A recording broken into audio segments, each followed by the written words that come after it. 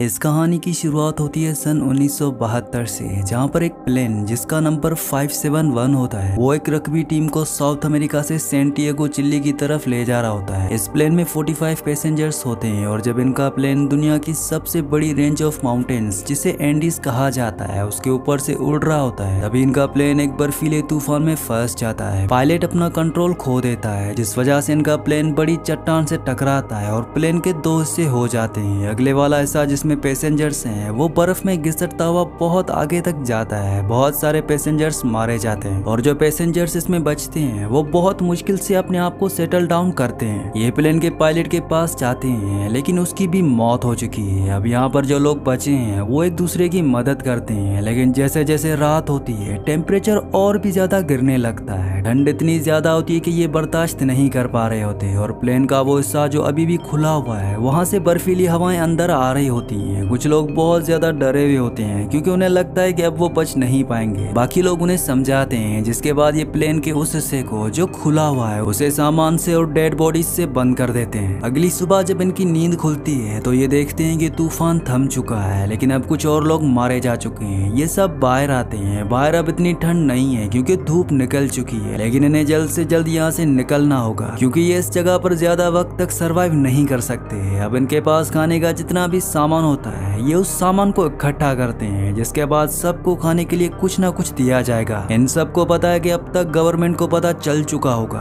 कि इनका plane crash हो चुका है और जल्दी इनके लिए यहाँ पर मदद आएगी, इसलिए सब के सब यहाँ पर मदद का इंतजार कर रहे होते हैं। साथ ही जिस जगह इनका प्लेन क्रैश हुआ होता है वो एक वैली होती है, चारों तरफ चट्टानें हैं, जिस वजह से यहाँ से निकलना इतना आसान नहीं होगा। तभी इन्हें आसमान में एक प्लेन दिखता है जिसे देखकर ये बहुत खुश हो जाते हैं क्योंकि ये प्लेन इन्हें ढूंढने के लिए आया है। लेकिन ये जिस जगह पर है वहाँ से वो प्लेन बहुत दूर है, वो उतनी दूर से इन्हें नहीं देख सकते। हालांकि सब के सब चिल्ला रहे होते हैं लेकिन प्लेन इनकी आंखों के सामने से वहाँ से निकल जाता है। अब इन्हें यही किसी न किसी तरह से सरवाइव करना होगा जब तक इनके लिए कोई मदद नहीं आती। 3 दिन गुजर जाते हैं जिसके बाद एक लड़का जिसका नाम नैंडो है उसे होश आता है। होश आता ही वो अपनी बहन के पास जाता है जिसकी हालत बहुत ज्यादा खराब होती है। उसे अपनी बहन से पता चलता है कि उसके मॉम डैड की अब मौत हो चुकी है, जिससे वो टूट जाता है। इन्हें यहाँ पर पीने के लिए पानी भी चाहिए, इसीलिए ये बर्फ को मेल्ट करते हैं। साथ ही एक्स का बहुत ही बड़ा साइन भी बना देते हैं ताकि ऊपर से अगर कोई प्लेन गुजरे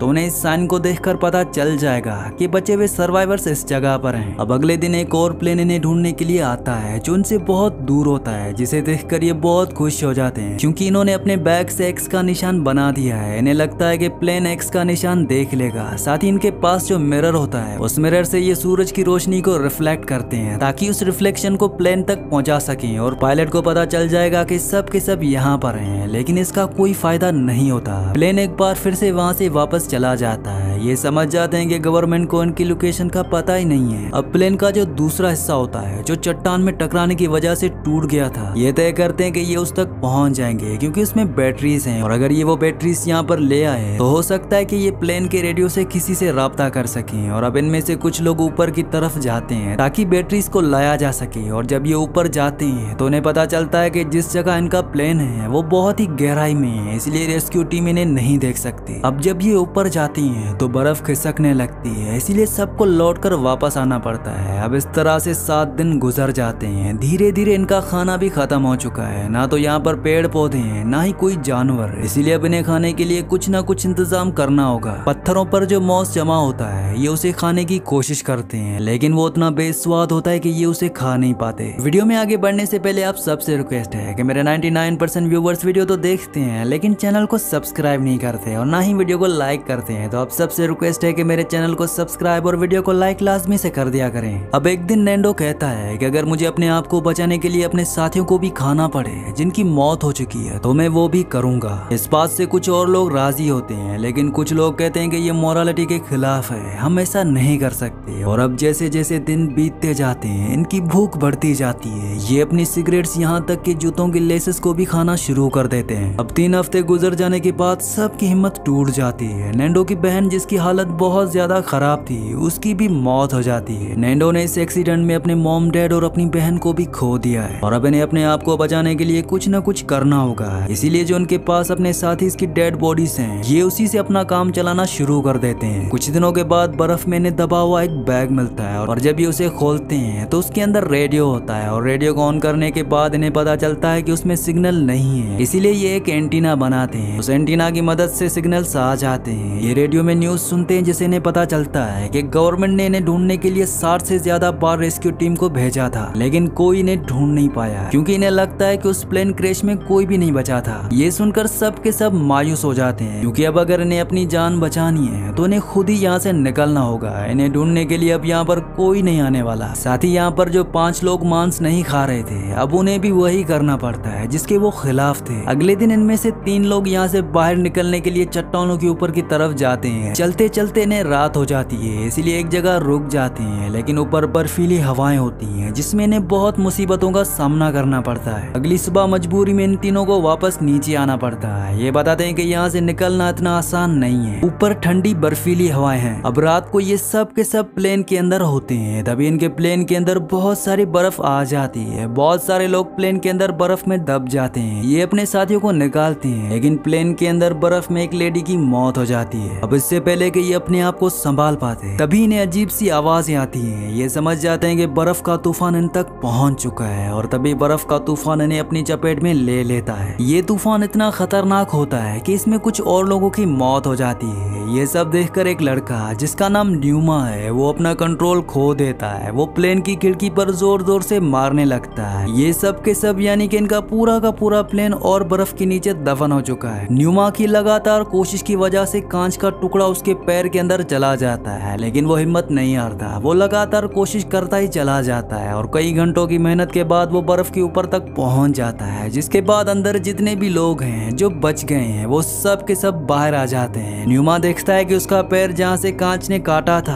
अब वो पूरी तरह से जम चुका है। उसे वहाँ पर कोई दर्द नहीं हो रहा होता। अब ये सब के सब प्लेन के चारों तरफ की बर्फ हटाते हैं और उसे बाहर निकालते हैं। इनके साथी की हालत बहुत ज्यादा खराब हो जाती है। हालांकि ये उसे बचाने की कोशिश करते हुए उसे CPR देते हैं, लेकिन उसका कोई फायदा नहीं होता और उसकी मौत हो जाती है। उसके जेब में एक लेटर भी होता है जो उसने अपने पेरेंट्स के लिए लिखा था। ये उस लेटर को अपने पास रख लेते हैं। इन्हें पता है कि अगर इन्हें अपनी जान बचानी है तो इन्हें यहाँ से निकलने के लिए एक बार फिर से कोशिश करनी होगी। इसलिए 36 दिन बीत जाने के बाद न्यूमा अपने कुछ साथियों के साथ यहाँ से ऊपर की तरफ बढ़ चलता है, लेकिन कुछ ही दूर जाने के बाद न्यूमा गिर जाता है और जब उसके साथी उसके पैर के जख्म को देखते हैं तो उसकी हालत बहुत ज्यादा खराब होती है। वो डिसाइड करते हैं कि वो न्यूमा को ले जाएंगे। न्यूमा कहता है कि तुम आगे बढ़ जाओ, मैं अपने आप ही वापस चला जाऊंगा। अब इसके बाद न्यूमा के साथी आगे बढ़ जाते हैं। कई घंटों का सफर तय करने के बाद ये उस जगह पहुंच जाते हैं जहाँ पर प्लेन का पिछला हिस्सा है जो चट्टान में टकराने की वजह से टूट गया था। उसे देखकर ये बहुत खुश हो जाते हैं। ये अपने बाकी साथियों को भी ऊपर बुला लेते हैं और अब ये देखते हैं कि प्लेन के उस हिस्से में बहुत सारे कपड़े हैं, साथ ही खाने का सामान भी है और वो बैटरीज भी हैं जिनकी इन्हें तलाश थी ताकि ये रेडियो को ऑन करके गवर्नमेंट को मैसेज भेज सकें। लेकिन जब ये रेडियो को ऑन करने की कोशिश करते हैं तो इसका कोई फायदा नहीं होता क्योंकि रेडियो खराब है। अब न्यूमा की हालत बहुत ज्यादा खराब हो जाती है, इसलिए वो खाना बंद कर देता है क्योंकि उसे पता है कि अब वो नहीं बचेगा और वो खाना खाकर उसे वेस्ट नहीं करना चाहता। साथ ही इन्हें प्लेन के पिछले हिस्से में एक बहुत बड़ा वाटरप्रूफ कपड़ा मिलता है जिसे ये अपने लिए एक स्लीपिंग बैग बनाते हैं। अब यहाँ पर ये अपने छोटे रेडियो में जो उन्हें पहले मिला था उसमें सुनते हैं कि एयरफोर्स एक बार फिर से इनके लिए एक रेस्क्यू टीम भेज रही है और ये आखिरी बार होगा जब इन्हें कोई ढूंढने के लिए आएगा। इन्हें यहाँ पर 58 दिन हो चुके हैं। साथ ही न्यूमा जिसकी हालत बहुत ज्यादा खराब है वो अपनी जिंदगी की अब आखिरी सांसें ले रहा है। वो मरने से पहले अपने साथियों को कहता है कि मेरे मरने के बाद तुम मुझे अपना खाना बना लेना,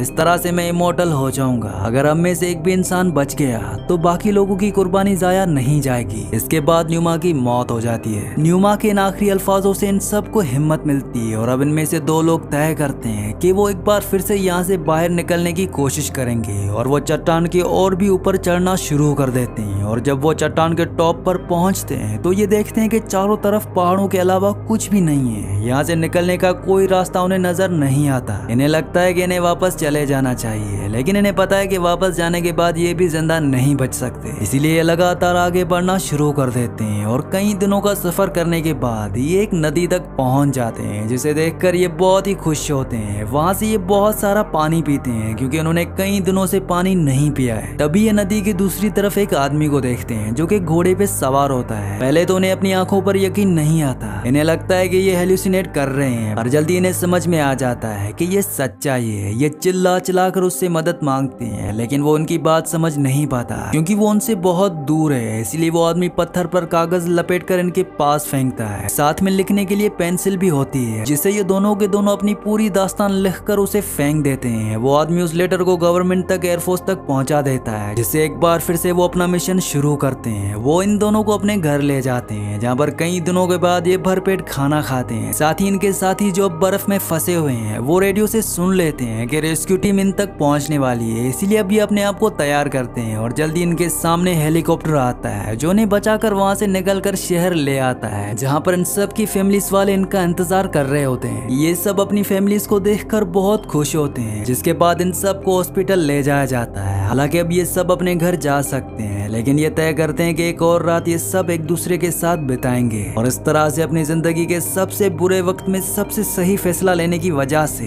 45 लोगों में से 16 लोग बच जाते हैं। और इसी सीन के साथ इस मूवी का एंड हो जाता है। अगली कहानी आप किस मूवी पर सुनना चाहते हैं मुझे नीचे कमेंट्स में जरूर बताना, क्योंकि मैं आपकी कमेंट्स पढ़ता हूँ और आपके प्यारे प्यारे कमेंट्स का बहुत बहुत शुक्रिया।